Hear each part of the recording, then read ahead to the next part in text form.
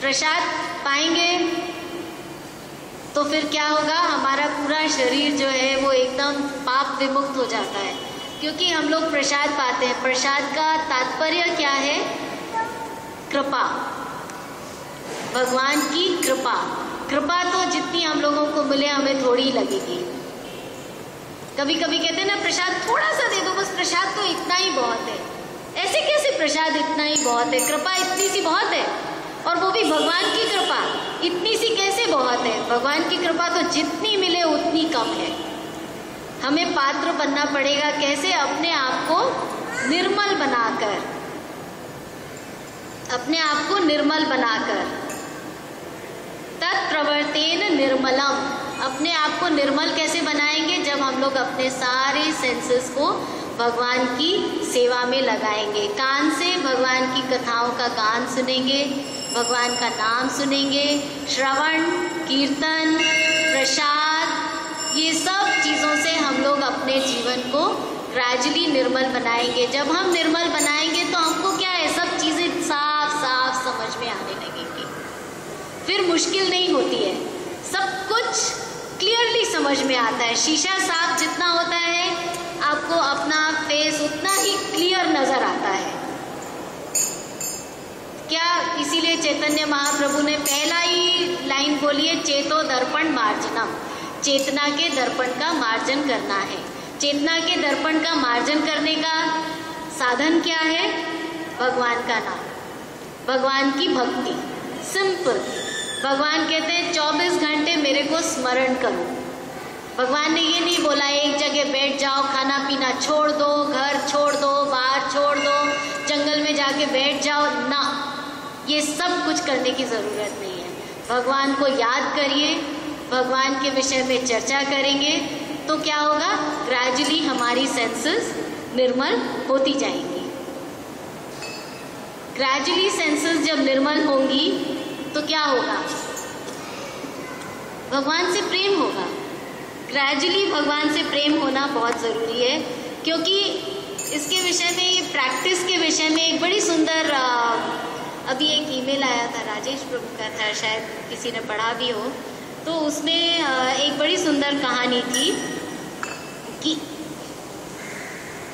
एक बार एक साधु जो हैं वो एक छोटी सी कुटिया में रहते थे। तो काफ़ी कुटिया में वो छपड़े वाली कुटिया नहीं होती, जैसे यहाँ पे वो नारियल के पत्तों से ढक के कवर करके घर बनाते हैं, ऐसे रहते थे। और वो धीरे धीरे ओल्ड हो गए तो वो कहीं बाहर जा नहीं पाते थे, तो ज़्यादातर उधर ही वहीं पे रहते थे। तो लोगों को पता चला कि यहाँ पे एक बड़े अच्छे साधु हैं, तो लोग वहाँ पे कभी कभी उनसे मिलने आते थे, अपनी जो क्वेश्चंस होते थे वो पूछते थे, और वहाँ पे बैठ के उनसे भगवान के विषय में चर्चा करते थे। तो ऐसे ही एक दिन वहाँ पे कोई आए और उन्होंने बोला उन साधु से कि मुझे शास्त्रों में पूर्ण विश्वास है, मुझे साधु के वाक्य में पूर्ण विश्वास है, लेकिन फिर भी मेरे को ये भी पता है कि इस मनुष्य जीवन का मतलब क्या है, लेकिन फिर भी कभी कभी ना मेरे मन में एक उदासी भर जाती है, एक डलनेस आ जाती है। मुझे ये बात समझ में नहीं आती है कि भक्ति के प्रति मेरी रुचि जो है वो क्यों नहीं बढ़ती है, ऐसा क्यों होता है। तो जब उन साधु ने, जब जो आए थे गेस्ट, उन्होंने उन साधु से पूछा तो वो एकदम चुप हो गए। बेटा प्लीज़ सॉरी, एकदम शांत हो गए, वो कुछ नहीं बोले थोड़ी देर। फिर बोले हाँ ये बात तो है, इसके विषय में मैं भी सोचता हूँ। ऐसा है, आज मैं रात को बहुत भगवान से प्रार्थना करूँगा और इसके विषय में सोचूंगा, तो आप कल सुबह आइएगा, तो देखते हैं इसका जवाब हमको मिलता है कि नहीं मिलता है। तो वो क्योंकि कीन थे ये जानने में कि ऐसा क्यों होता है, तो वो अगले दिन सुबह वापस पहुंच गए वहाँ पे उनके पास में। जब उनके पास पहुँचे तो उन्होंने बोला कि हाँ आपको कुछ पता चला? तो बोले हाँ मैंने काफ़ी सोचा, तो मेरे को तो ऐसा है, एक ना समुद्र है जो कि बहुत रफ है, और उस समुद्र के पार एक बहुत सुंदर द्वीप है जो कि जिसपे कि वो वाइट सैंड्स हैं, और उसके और आगे जाते हैं तो एक शहर है जहाँ पर कि जो सब छत वगैरह है जो बनी हुई है वो सब सोने की छत है, और वहाँ पे बड़ा सुंदर बाज़ार है, वहाँ पे बड़े सुंदर सुंदर मंदिर हैं। और उन मंदिर की क्या खास बात है कि वहाँ उन मंदिरों में भगवान स्वयं अपने सब भक्तों से बात करते हैं। वहाँ पे उन मंदिरों में भगवान स्वयं सब भक्तों से बात करते हैं। तो बोले अच्छा। फिर वो शांत हो गए, वो जो साधु थे वो फिर थोड़ी देर शांत हो गए। फिर वो बोले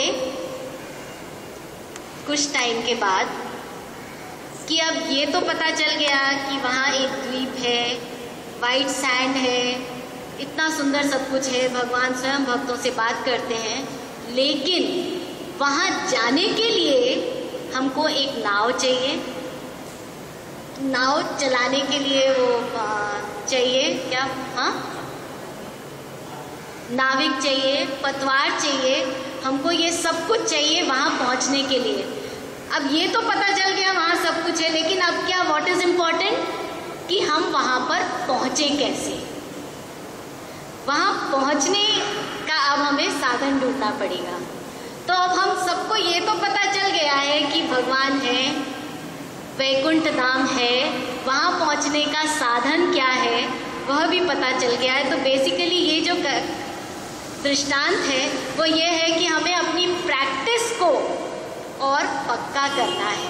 प्रैक्टिस में क्या आता है कलयुग में, हरे नाम, हरे कृष्णा महामंत्र का जाप करना है निरंतर, और अपने को शुद्ध करने के लिए 4 नियमों का पालन करना है, बस सिर्फ इतना।